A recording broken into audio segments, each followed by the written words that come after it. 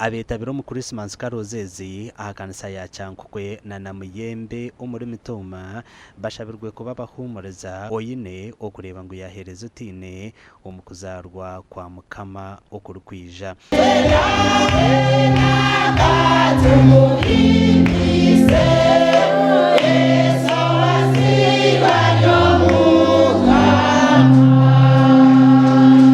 abatagana mugenzi wake nawe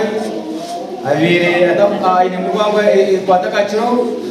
abaine mu ubundi utashemerwa shemerwe bwatshemeze amakagitu shemeze imbere yitu ibitekerezo byitu rero umwana abona yazarwa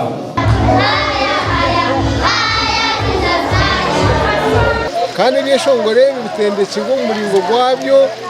umiringo yone uko mitendero kweli abakazi abashinja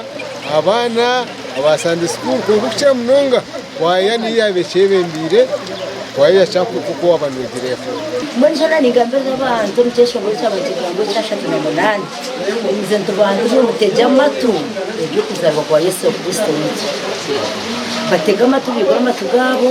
bigura amakagabo bigura mutuma yabo bigure n'abantu baba bakweteka tekera kuvugavugana nabo mu Christmas kandi cyo kunshemeza munonga ngo amana zinyoni nakujya ngo Yesu Kristo akaragwa mu kazi Mariya mwene kutubona turi yontu yireshero cyo kuzarwa kwa Yesu Kristo rompuranye na mana ko mu kazi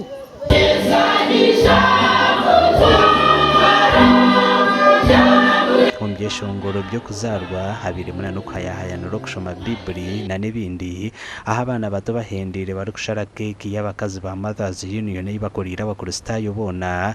kandi bashabirwe kukorebi nimpiga munonga abacara bagenzi banje umuvuna ko butwazamu twetegure munonga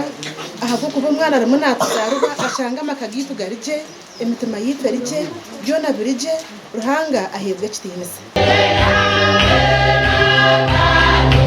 amakuru agagasha kwa Ben Muhozi muri Mitoma.